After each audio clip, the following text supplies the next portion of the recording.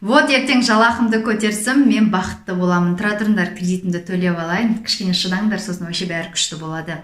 Или, допустим, үй, мақсат, машинама жетіп алайын, потом кәдімгідей күшті өмір сүретін боламыз. Осындай фразаларды сіз өміріңізде өзіңізге жиі айтасыз ба, немесе жиі естисіз бе? Бұны психологияда синдром отложенной жизни, яғни барлығын артта, болашақта қалдыра беру деп аталады. Армысыздар достар, сіздермен әдеттегенше Адия Аралбай YouTube каналыма қош келіпсіздер. Бүгін сіздермен өте маңызды тақырыпты қозғайтын боламыз. Өйткені үнемі барлығын тек болашақта іздейтін адам, ол ешқашан бақыт түбіне жете алмайды. Ал бүгінгі күні бақытсыз адам, ол өзін еш уақытта ешқандай мақсатына да жете алмайды. Ақша потогында көбейте алмайды. Денсаулығында да ауытқулар өте көп болады. Сол себептен де бүгінгі күннің ләззатын қалай алуға болады? Неге адамдар үнемі барлығын болашаққа асырып тастай береді? Сол туралы айтатын боламыз.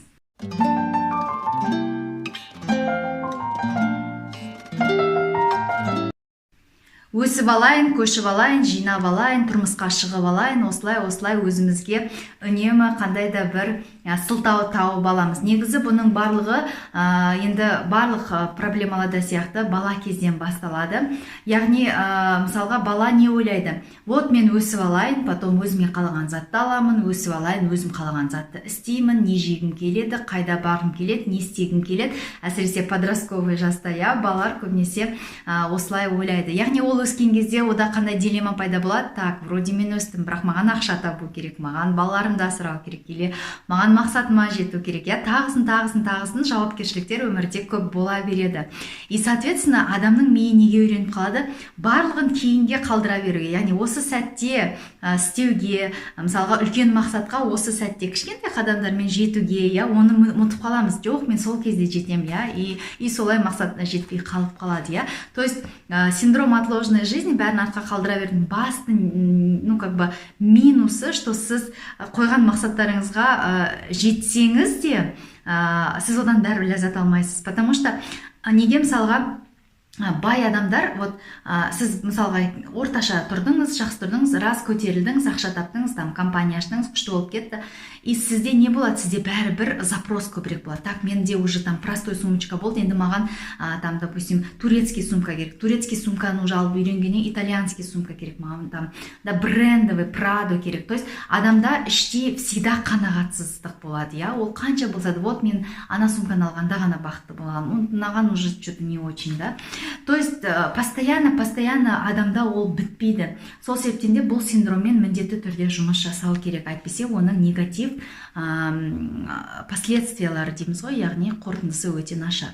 Бұны енді мысалға профессионалды тұрғыда айтатын болсақ, бұны невроз отложенной жизни деп атайды. Яғни мен қалаймын, мен істей аламын, бір нәрсені, бірақ та мен оған өзіме рұқсат бере алмаймын. Яғни біз болашақтан қорқамыз. Яғни осы сәтте вроде бәрі жақсы, бірақ мен сол күшті өмірге кейін жетем. Қазір күшті өмірге жетуге менің ішкі сезімім рұқсат бермейді, Мен бай болғым келеді, мен қолымнан келеді, но мен өзіме рұқсат бермеймін. Неге? Потому что бізде енді ақшаға қатысты айтатын болсақ, денежный блоктар көп, Даже бақытты болуға арналған блоктар болады. Кішкентай кезінде сен раз бақытты болып күліп ойнап жүресің, и раз моментте сен бірдеңе құлатып алдың, әке-шең ұрсып берді, и все, сен ойлайсың, так, менде оказывается бақытты болу дұрыс емес екен, өйткені ол мені жаман нәрсеге алып келеді екен, и ол допустим, ата-анамның ұрсуына алып келеді екен. Хотя на самом деле ол бала кездегі бір сіздің ойыңыз, но это просто совпадение болуы мүмкін, немесе просто ата-ана өзінің тарапынан жарайды, ештеңе болмайды, все окей, главное сен тірісің, амансың деген сияқты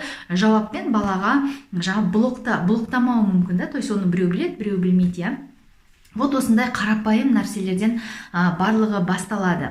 Енді балаға қатысты айта бастадық қой, мен сіздерге өмірден ең көп кездесетін бір мысалды айтайын. Неге мысалы адам өскен кезде бұл синдромға шалдығады? Мысалы барлығы мектептен де басталады. Мысалға бала 4 алып келді. Біз айтамыз, так, 4 жақсы, но одан да лучше 5 жақсы. То есть сен 5-ке оқысаң вообще күшті боласың, ел алдында күшті боласың, білімің күшті болады. На самом деле керек емес предметтерде өте көп деген сияқты, Немесе ол апай оны қалай бағалады? Жақсы көре ме, ол баланы жақсы көрмей ме, әртүрлі мұғалімдер болады. Вот, и бес алып келді, потом вот біз алтын белгіге жеткізуіміз керек, вот сонда бәріміз күшті, біз сен үшін мақтанамыз, біз сені қатты жақсы көреміз, и бізде қандай ой қалыптасса, так, мені жақсы көру үшін, мен күшті болу үшін, мен біреуге ұнау үшін, оказывается, постоянно надо чего-то добиваться, мен постоянно бірдеңе үлкен белестерге жете беруім керек, но это постоянно бізге неге алып келеді, яғни мен тек қана болашақта бақытты бола аламын, қазір мен бақытты бола алмаймын. Сіз дәл қазір бақытты бола алмасаңыз, сіз балаңызға қандай жақсы тәрбие бересіз, сіз отбасында қалай жылылықты ұстай аласыз, сіз постоянно депрессивный состояниеда боласыз, сіз постоянно ұрысқыңыз келіп тұрады, сізге ешқандай ақша келмейді, сіз өмірде өзіңізді таба алмайсыз, потому что ішкі эмоциялар бәрі блокталып қалады, сіз интуицияңызды жауып тастайсыз, и соответственно сіз осы сәтпен өмір сүре алмағаннан кейін сіз болашақта по-любому бақытты бола алмайсыз. Сондықтан да қазірден бастап біз осы моментпен өмір сүруді үйренуіміз керек. Ең бірінші, сіз таңертең оянған кезде бұл менің күнім деген фразаны айту өте маңызды. Себебі бұл менің күнім деген кезде сіз шынымен өзіңізге пайдалы бір нәрсе тартасыз, өзіңізге шыны пайдалы келетін. Айтпесе, көп жағдайларда біреу үшін, отбасыңыз ғана үшін, тағы біреу үшін қызметіңіз көп болып кетеді. Вот. Поэтому осы фразаны айтып, мен өзімді бүгін қалай бақытты ете аламын, және өзімнің мақсатыма, мысалы, қандай кішігірім қадам жасай аламын. Немесе кітап оқимын ба, мысалы, психолог маман болсаң, психологиядан кітап оқу, немесе бір марафон өту, немесе курсқа қатысу, немесе практикалық тұрғыда онлайн консультация жүргізу, біреуге көмектесу. То есть әркімде әртүрлі, мысалға, сондықтан да бұл жерде айта берсең уақыт жетпейді.